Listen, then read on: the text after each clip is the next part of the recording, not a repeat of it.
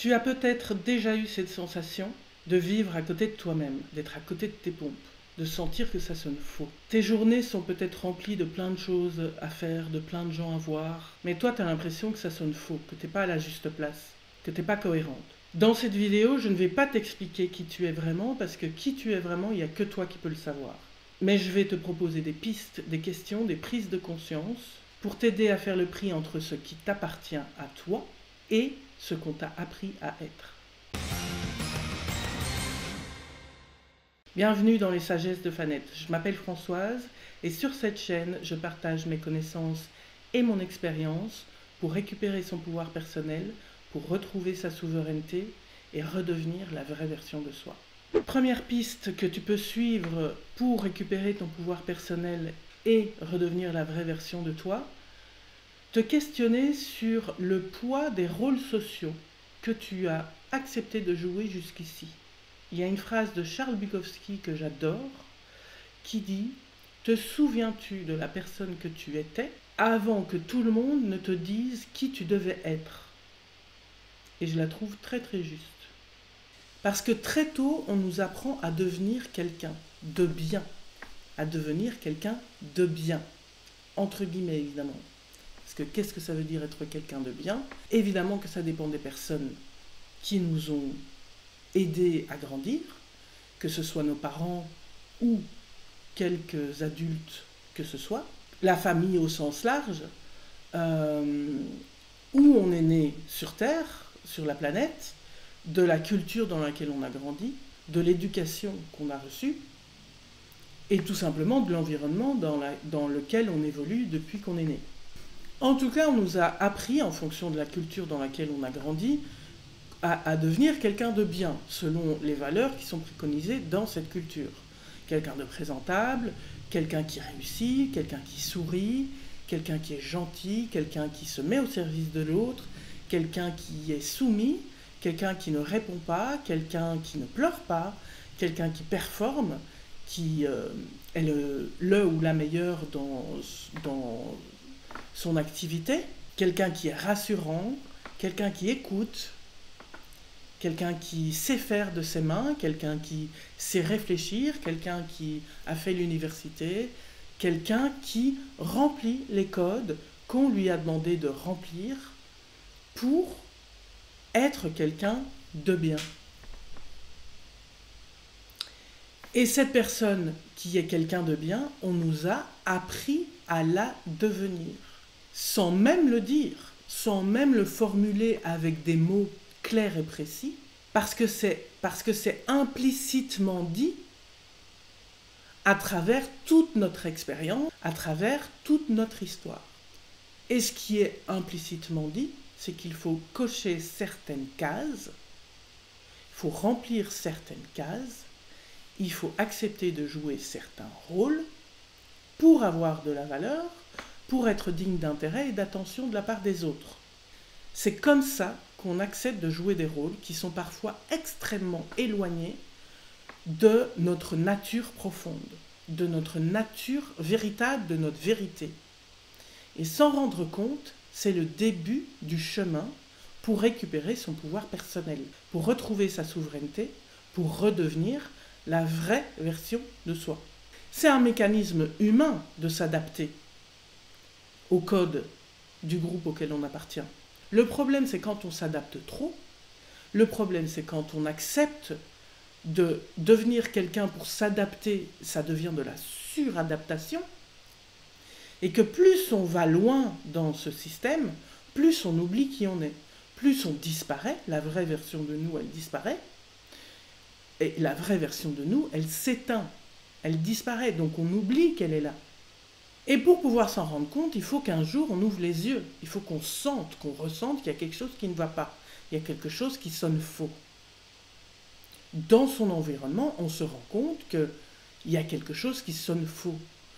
On voit des gens et ça sonne faux. On fait des choses et ça sonne faux. On a fait des choix. À cause de cette suradaptation, on a fait des choix qui ont des conséquences énormes. Par exemple, on a choisi un boulot qui ne nous convient pas, on a choisi un mode familial qui ne nous convient pas, on a choisi d'aller habiter à un endroit qui ne nous convient pas, on a choisi de s'entourer de gens qui ne nous conviennent pas, et ça sonne faux. Il y a un truc qui cloche. C'est pas fluide.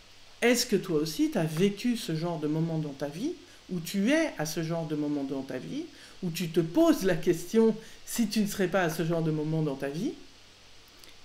Si c'est le cas, dis-le en commentaire, partage avec les autres qui regarderont cette vidéo. J'irai voir tous les commentaires parce que je les lis tous. Deuxième piste que tu peux suivre pour apprendre à récupérer ton pouvoir personnel et redevenir la vraie version de toi, apprendre à faire la différence entre ce que tu fais, ce que tu as et ce que tu es. Faire, avoir et être, ce n'est pas la même chose. Quand on veut se reconnecter à soi, quand on veut se reconnecter à sa nature profonde, une des premières étapes à franchir, c'est d'apprendre à s'observer sans se juger. Et comment on fait pour apprendre à s'observer sans se juger? Parce que, on va pas se mentir, il y a toujours une petite voix dans nos têtes qui est là pour juger. C'est ce qu'on appelle le critique intérieur, qui vient toujours taper sur le coin de votre épaule en disant « Non, là, tu n'as pas bien fait. Non, là, tu n'as pas bien réagi. Ah, non, là, tu aurais pu faire mieux. » Voilà, lui donner un nom si ça vous intéresse d'avoir des conversations avec cette personne-là, ou cette partie-là de vous. En tout cas, apprendre à s'observer sans se juger, c'est prendre la position comme si vous étiez un aigle qui vous regarde de très très haut, de très très loin, de manière absolument neutre. Donc c'est la partie de vous qui est observatrice, qui va commencer à noter des choses sur vous. Et alors à ce moment-là, tu vas pouvoir commencer à noter et à te poser des questions du genre « Qu'est-ce que je fais par habitude ou par obligation sociale, mais qu'en fait, j'ai pas trop envie de faire? À quoi je me sens obligée? Qu'est-ce qui pour moi est une obligation? Qu'est-ce qui m'apporte une forme de paix? » Et quand je dis « qu'est-ce qui m'apporte », c'est dans quelle situation je ressens une forme de paix, ou de la joie, ou de la clarté mentale, ou de la clarté émotionnelle. C'est-à-dire, si tu vas plus loin, tu vas te poser la question après, de quoi j'ai besoin pour pouvoir ressentir de la paix, de la joie ou de la clarté? Qu'est-ce qui me rend vivante? Dans quelle situation je me sens vivante? De quoi j'ai besoin pour me sentir vivante? Et qu'est-ce qui me coûte? C'est-à-dire, qu'est-ce qui me prend de l'énergie? Qu'est-ce qui me fatigue? Moi, j'entends beaucoup de gens me dire ça. Oui, mais bon, voilà, c'est normal de ne pas se sentir à sa place, c'est normal de porter des masques, c'est normal de jouer des rôles. Oui, c'est vrai. On vit dans une société où c'est quasiment impossible de jamais porter de masque ou de jamais jouer de rôle. Ça, c'est vrai. Par contre, à partir du moment où ça devient pénible, où ça devient une suradaptation complète et qu'on n'arrive pas à revenir à la vraie version de soi, qu'on n'est même pas au courant de quelle est la version de soi, parce que aller porter un masque en sachant, ben voilà, là, je vais me retrouver dans telle situation, dans telle réunion, dans telle conversation, avec telle personne, et oui, je sais qu'avec telle personne, je dois porter tel masque, ou je dois jouer tel rôle, parce que sinon, ça va mal se passer, ou je vais perdre du temps, ou je vais me faire écraser par cette personne qui est une personne hyper contrôlante, donc je vais devoir jouer un masque. Je vais devoir jouer un rôle.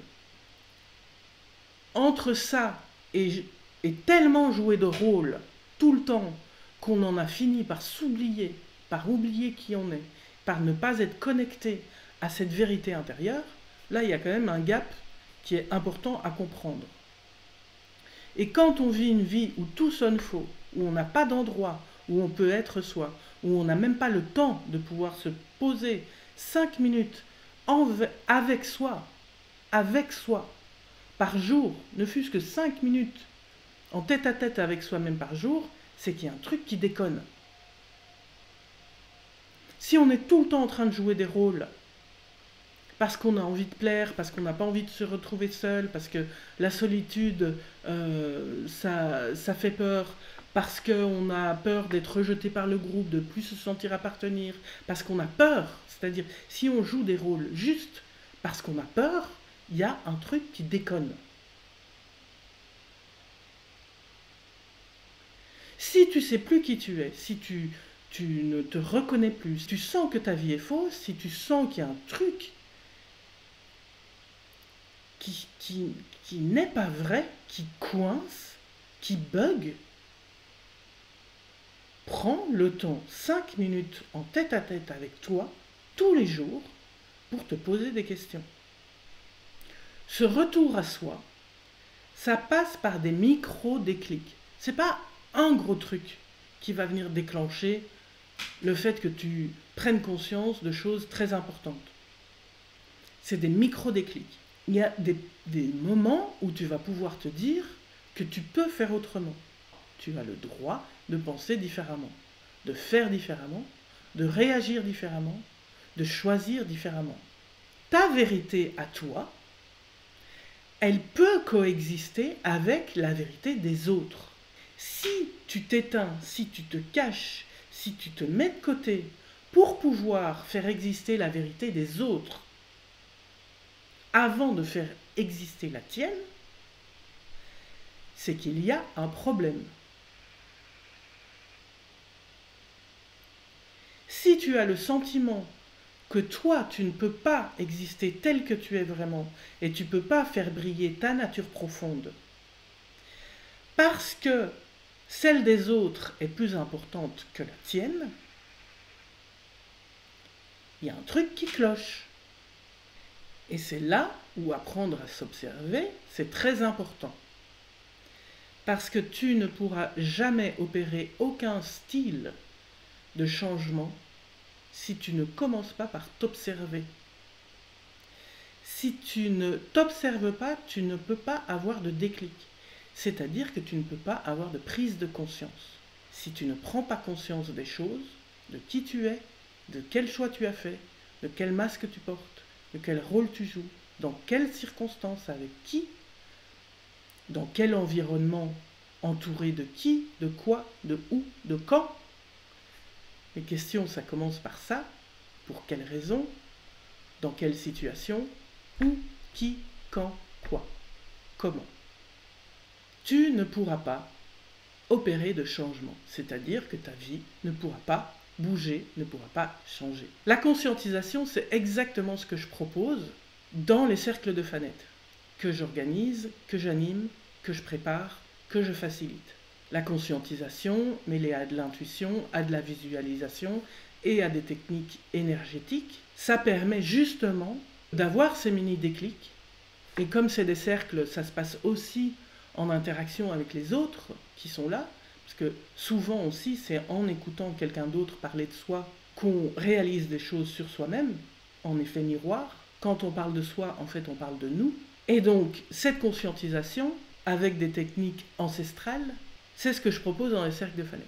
Si tu as envie d'être tenu au courant des cercles digitaux que je vais incessamment sous peu lancer sur cette chaîne YouTube pour pouvoir organiser des cercles en ligne, rendez-vous dans la description de cette vidéo pour cliquer sur le lien que je t'ai laissé.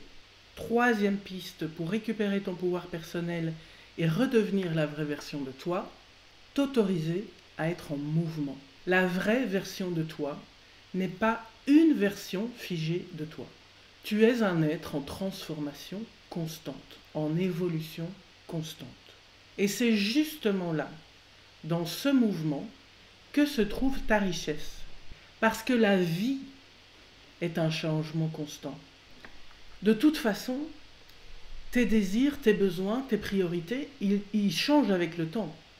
Regarde, il y a 10 ans, la personne que tu étais, tu n'avais pas les mêmes priorités, tu n'avais pas les mêmes envies, tu n'avais pas les mêmes besoins, ta vie n'était pas exactement comme elle est aujourd'hui.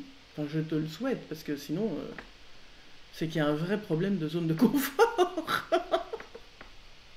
Non mais vraiment, sans déconner, si ta vie est exactement pareille, c'est qu'il y a beaucoup de rigidité quand même. en fonction de l'environnement qui est autour de nous, qui change tout le temps aussi. On évolue. Par exemple, peut-être qu'il y a 10 ans, ta priorité, c'était ton boulot. Ou peut-être que ta priorité, c'était ta famille. Ou peut-être que ta priorité, c'était tes amis. Et aujourd'hui, c'est autre chose. Parce que peut-être que ton boulot, ben voilà, ça fait 10 ans que tu es occupé à travailler comme une poule sans tête et que tu as fait toutes tes preuves à ton boulot et que tu es monté en grade et compagnie, et que maintenant tu dis, bah, en fait, j'ai peut-être envie d'enrichir mon quotidien d'autre chose. Ou tu avais mis l'accent sur ta famille parce que tu avais des enfants en bas âge et aujourd'hui ils sont assez grands que pour se débrouiller un peu plus tout seuls, et tu as envie d'autre chose. Là, je vais dans les sphères de la vie qui sont assez évidentes, hein. Ça peut être beaucoup plus subtil que ça, évidemment. Et en fait, le truc, c'est que de faire un choix différent aujourd'hui, ça ne déforce pas le choix que tu as fait dans le passé.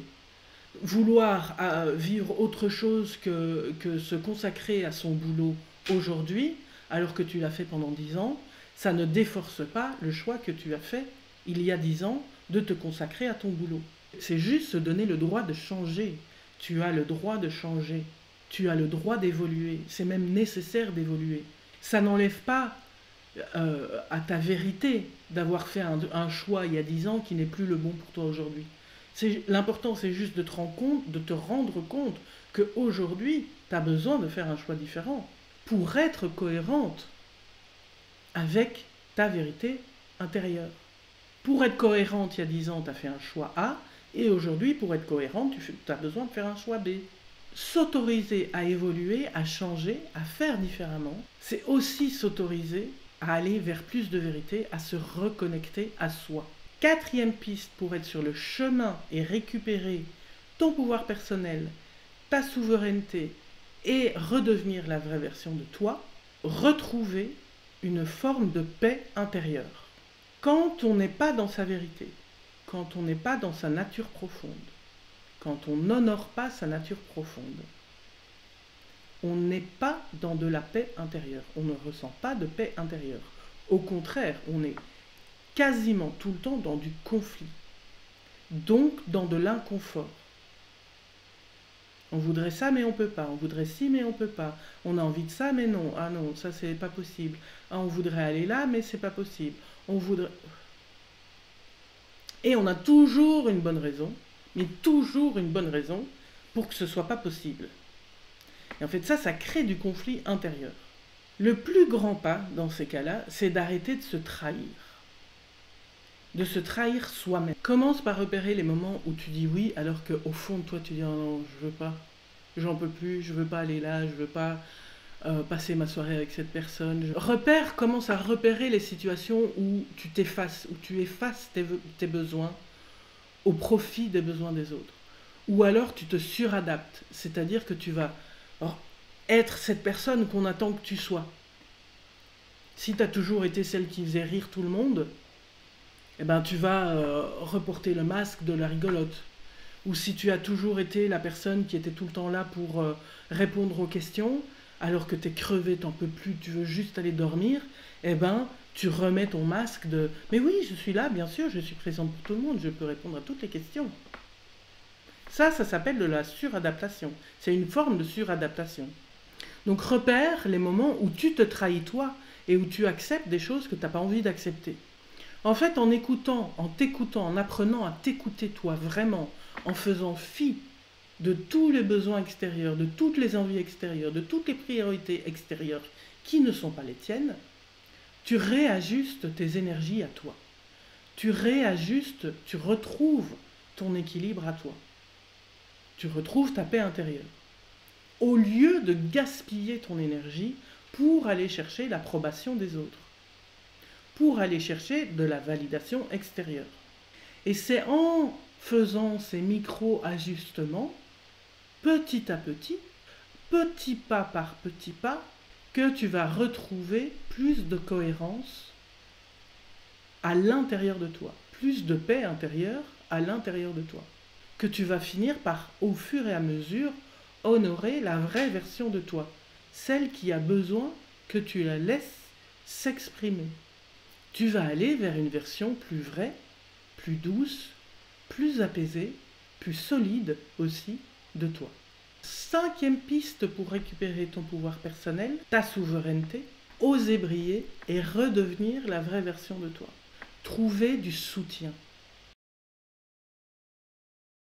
Quand tu avances sur ce chemin vers la vraie version de toi, vers ta vérité, vers l'endroit où tu oses briller, vers l'endroit où tu te tiens dans ton pouvoir personnel, tu n'es pas obligé d'être seul. Parler avec des personnes qui traversent le même genre d'expérience, qui sont sur le même style de chemin, évidemment que ça t'apporte un soutien toujours bienvenu. Puisque à la base, on accepte de devenir une version de nous qui n'est pas nous pour se sentir appartenir à une tribu, parce qu'on a peur de se retrouver seul, quand on commence à sortir de ce système, parce que c'est un système, quand on commence à sortir de ce système et qu'on choisit un chemin qui est légèrement différent de celui qu'on avait pris, c'est important de s'entourer de gens qui comprennent ce qu'on vit. Parce que ça fait peur. Parce qu'évidemment, la peur initiale de se retrouver seul, de se retrouver rejeté, de se retrouver abandonné, elle est toujours là, elle ne va pas partir. Donc s'entourer de gens qui peuvent comprendre ce qu'on vit, c'est hyper important. S'entourer de gens qui sont dans l'écoute active, sans jugement, sans comparer, sans se comparer, c'est hyper important.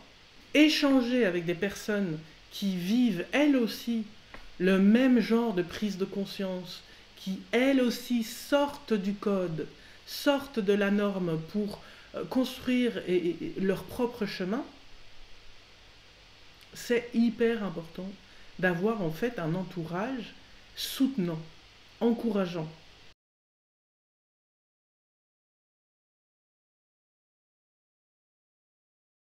Parfois, il suffit juste d'avoir un espace dans ton quotidien, dans ta vie, dans ton environnement, un espace de sécurité, parce qu'il faut pouvoir se sentir en sécurité, où tu as le droit d'exprimer ce que tu as besoin d'exprimer. Que ce soit en mots, que ce soit en émotions, que ce soit en dessinant, que ce soit en criant, en marchant, en faisant du sport, peu importe, en allant à la pêche, peu importe. Moi, je regarde beaucoup les gens qui pêchent, c'est souvent des hommes, et à chaque fois je me dis, ces gens sont en train de méditer, on nous dit rien. Je crois que la pêche est un moyen pour les hommes de méditer. Bref, trouver un espace sécurisé pour pouvoir s'exprimer, c'est hyper important. Et ces espaces, ils existent. Ce n'est pas la vérité de l'autre qui va t'aider, mais c'est le fait de savoir qu'il y en a d'autres qui cherchent aussi à mieux se comprendre et à se reconnecter à cette nature profonde qui est au fond de chacun d'entre nous. Le fait de l'entendre, de le voir chez quelqu'un d'autre, ça va te rassurer. Ça va t'encourager même à continuer sur ce chemin.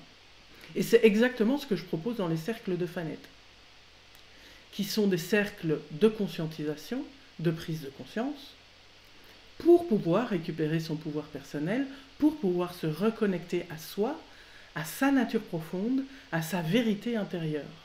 En tout cas, ce sont des cercles où tout est mis en place pour que toi, tu puisses aller à la rencontre de la vraie version de toi. Je te laisse le lien en description de cette vidéo pour pouvoir t'inscrire à la newsletter et être tenu au courant des cercles digitaux que je vais lancer incessamment sous peu. Donc rendez-vous en description. Ce que je propose, ces pistes sont vraiment une invitation, des invitations à creuser en toi, à t'écouter, à t'ajuster, à ajuster ton quotidien, à ajuster ton environnement, à travailler sur tes énergies, à travailler pour retrouver ta paix intérieure, en tout cas un peu plus d'apaisement, et à oser briller, à oser être toi, à oser tenter des choses que tu n'as jamais osé tenter avant. Ta vérité, elle ne sera jamais parfaite. Jamais, ça n'existe pas. Mais ce sera la tienne. Ta vérité, ce sera la tienne. Ton chemin, ce sera le tien. Ta nature véritable, ce sera ta nature véritable. Ta nature sauvage, ce sera ta nature sauvage. Si cette vidéo t'a parlé, je t'invite à liker, je t'invite à t'abonner à la chaîne pour pouvoir être tenu au courant des prochaines vidéos sur le sujet. Et si tu veux aller plus loin, je t'invite à me laisser un mot en commentaire pour me parler de ta situation. Je lis tous les commentaires et je réponds à tous les commentaires qui valent la peine d'une réponse. À très bientôt et d'ici là, prends soin de toi.